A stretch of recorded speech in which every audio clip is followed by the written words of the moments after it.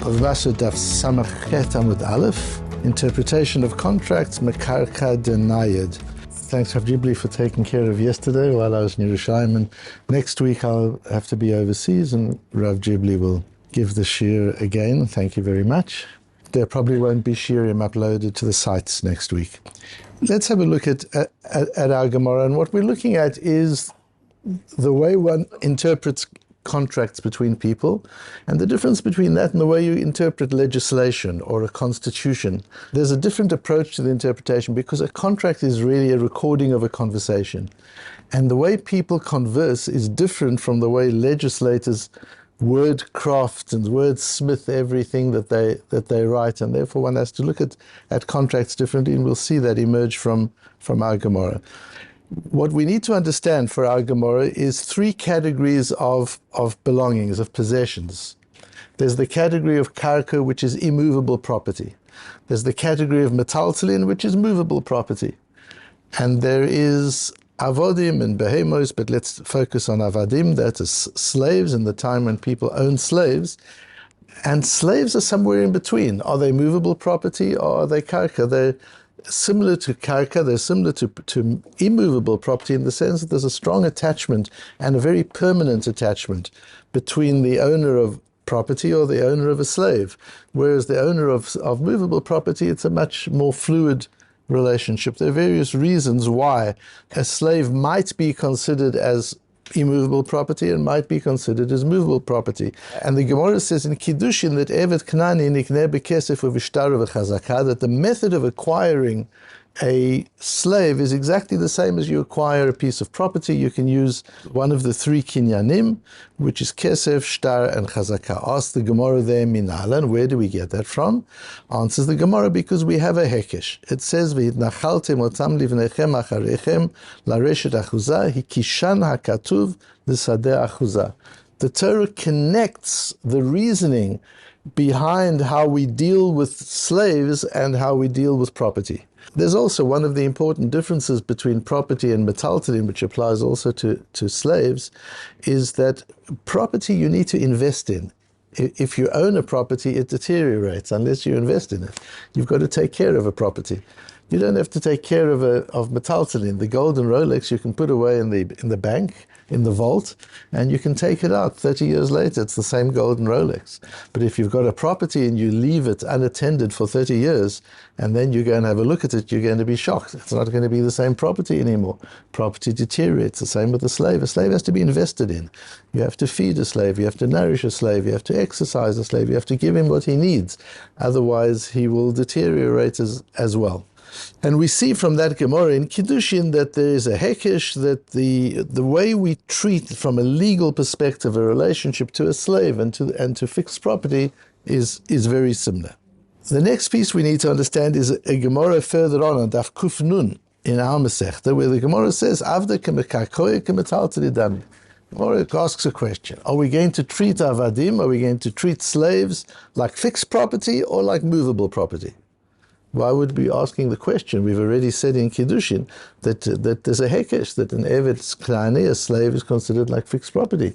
And the Gemara further on in Bava Batra doesn't reach a conclusion. It leaves the question unanswered.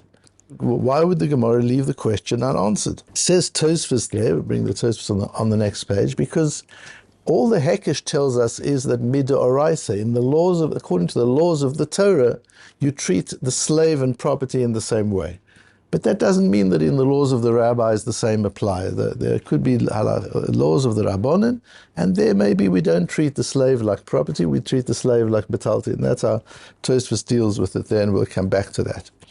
Our Gemara is interesting. Our Gemara says, why this whole discussion on Daf Kuf Nun further on about whether slaves are like fixed property or like movable property? From our Mishnah we can surely figure it out. Because our Mishnah says that if you sell a town, a man owns a village, he owns a town, and he sells the whole town. What's included in that? All the different buildings and so on included. Aval lo et hametaltalin. Movable property is not included. The vehicles, the cars and the trucks and the machines and the tools, that's not part of what he sold. Uvizman she'amar lo hi v'chol ma shebetocha. And if you sold it, I'm selling you this village and everything that is in it. then not only are the metaltalin included in that, even slaves and animals are included in the sale, says our Mishnah. Says our Gemara, Shamit Minei Avdeka Metaltalin Dami. Surely this resolves the issue.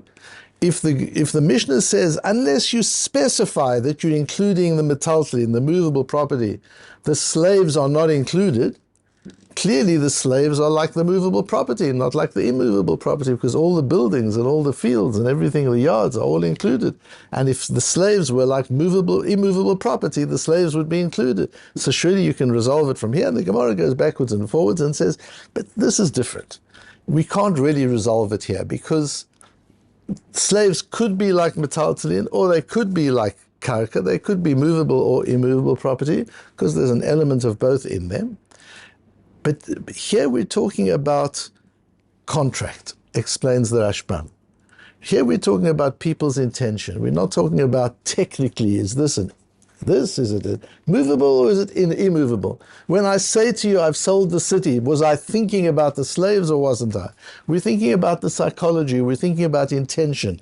You can't become dogmatic on the wording when people are talking to one another and then they record their agreement in a contract. You've actually got to look at what the intention was. What must they have been intending? And that's not clear from here, because either way, whether slaves are like fixed property or like movable property, they're not fully like either. That's the whole question with slaves. That's why there's such a doubt about avadim, because fixed property can't move, and that's why it has a category on its own. Movable property can move, and that's why it has a category on its own. But slaves and behemoth in this case as well, they can move, but what's important is they can move of their own volition. They can get up and walk around. That puts them into a third category. So you might have a hekesh that says the Torah considers it as karka, but that doesn't mean when people are talking to one another that that's what they consider it to be. Ask Rabbi Chonon Wasserman on the next page, how can Tosfos say that the reason the Gemara has a problem on Daf Kuf Nun as to whether slaves are movable or immovable property, whereas in Kiddushin we learn from a hekesh, from the way that the Torah connects fixed property and slaves, we realize that they're similar. Why are we discussing the matter in Daf Kuf Nun? Said Tosfos, because we're talking about laws of the Rabbanan, not laws of the Torah. Midrabanan, when the rabbis legislate, do they treat slaves as fixed property or as movable property? Ask Rabbi Chonon Wasserman, so what's our Gemara here going on about bringing a proof from intention? This is not about whether it's Derabanan or it's D'Oraisa. Our Gemara, as you see in the Rashbam, clearly we're talking about whether this is intention or this isn't intention, so it feels different to Tosfos. Again, the question is, why does the Gemara on Daf Kuf Nun struggle over the status of slaves when the Gemara in Kiddushin is quite clear that slaves are treated like fixed property? Two answers. Tosfos says the Gemara in Kiddushin says they're treated like fixed property in matters of the Torah. What we're not sure about is in legislation of the Rabbanan, when the rabbis legislate, how is it meant? The Rashbam answers, in matters of the Torah, we understand that technically, structurally, slaves are treated like fixed property. What we're struggling with in the Gemara there is whether when people make contracts with one another, what is their intention? What do they think when they're talking about slaves? Are they thinking as them part of fixed property? So if I say, I'm selling you all my fixed property, does that include slaves? I'm selling you all my movable property in this area. Does that include the slaves? We're looking at people's minds, at people's intention. We're looking at social norms. We're looking at language. We're not looking at the technical meaning. That's how the Rashbam learns. Rabbi Lapin is a wonderful, wonderful Torah thinker. Rabbi Lapin is one of these people who straddled the pre-war generation and the post-war generation.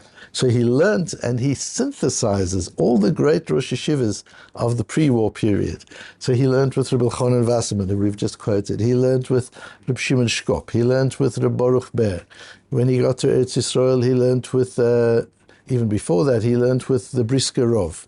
So he's got the Brisker derech, and he's got Reb Shimon Shkop's derech. And then he escapes from Europe with a Mir Yeshiva to Shanghai and eventually comes to America, where he dies, unfortunately, as a young man in the early 1960s. But already as a young man, a relatively young man, he was known as a gigantic figure in the Torah world. And that's partially because of his success in merging all of these different approaches and seeing Gemaras from such a unique perspective. And Rabbi Lapin explains this, and I'm bringing this both for the purpose of the Matmon that we have here, but also for the learning principle that he exposes us to here. And he says, the real issue that the Gemara is debating on Daf Kuf Nun is when the Torah gives us a hekesh. So we've got fixed property on the one hand, we've got movable property on the other hand. We've got slaves somewhere in the middle. We have a hekesh. The Gemara in Kiddushin says slaves and immovable property are linked by the Torah itself. The Torah itself says the kinyan that you use for the one is the same as the kinyan that you use for the other, because there is a similarity between slaves and immovable property. So we have that there. Says Rabbi Lapin, the issue is, what does the hekesh mean?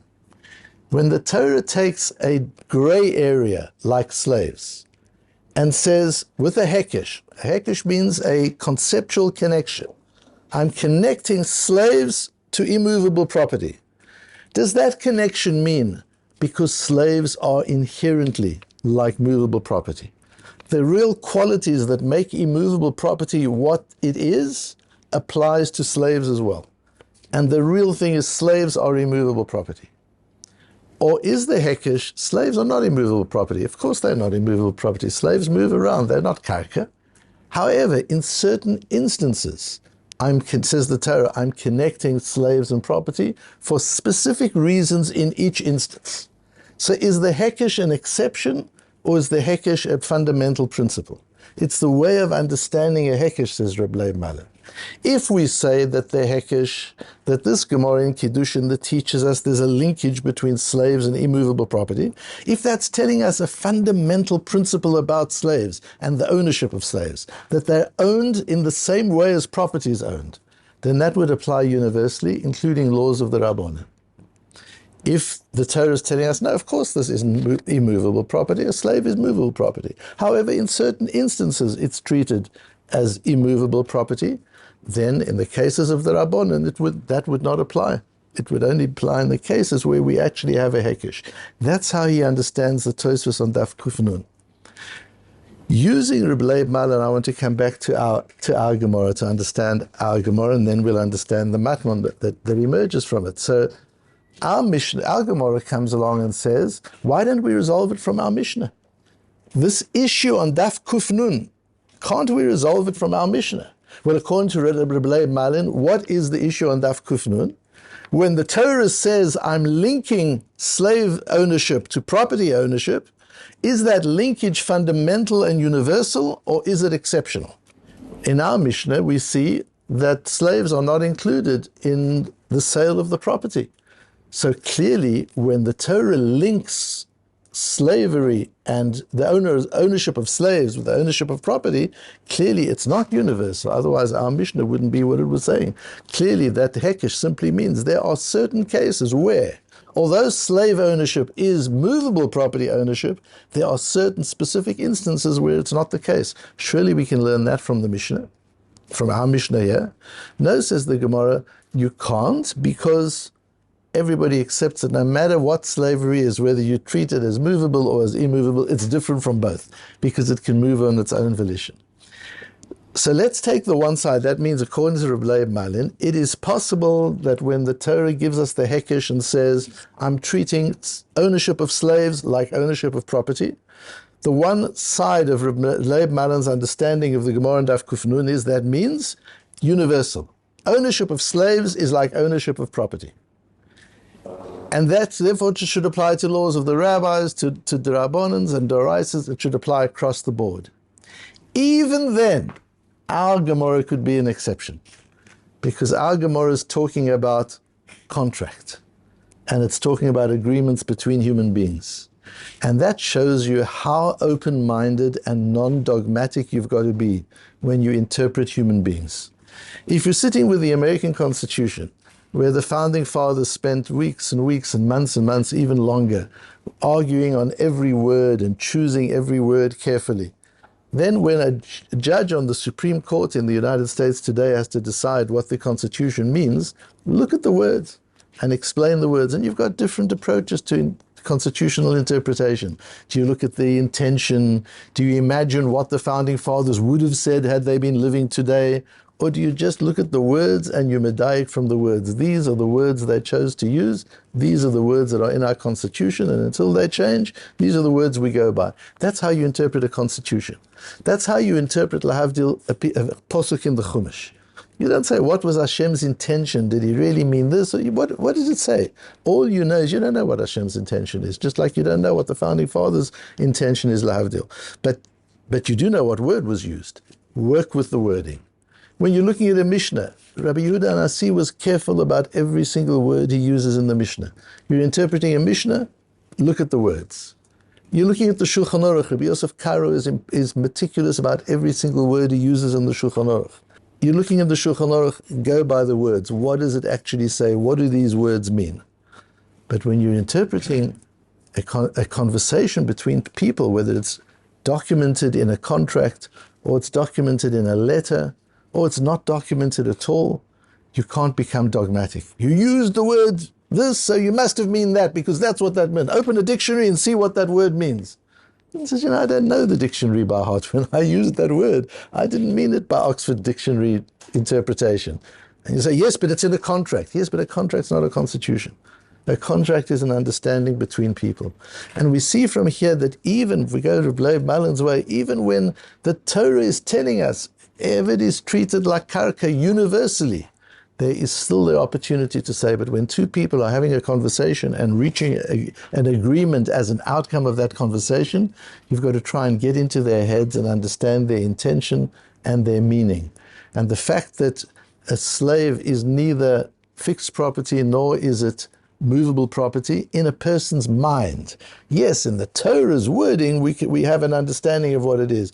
But when people use the words movable property or immovable property, does it include slaves? Does it include slaves? That you've got to work out from the intention of the people, not from the dictionary definition or even the Torah's definition of what the word means. We have to be agile, flexible, and open-minded. When you're listening to somebody and you're trying to understand what they mean, don't come with a preconceived definition from your own mind or from your own body of knowledge. Be willing to hear the person, to listen to the person, and to understand it in the context with all the nuances of context. We've been speaking a lot about nuance and intention and how different Bava Batra is from Bava Kama and Bava Metzia, that this is all about intention, it's all about contract, it's all about conversation. What do people mean when they make certain agreements? What do people mean when they say certain things? And so many arguments could be resolved, and so many court cases could be solved if people would be a little bit more open-minded in understanding what the true intention was when they used certain words and made certain choices in their vocabulary.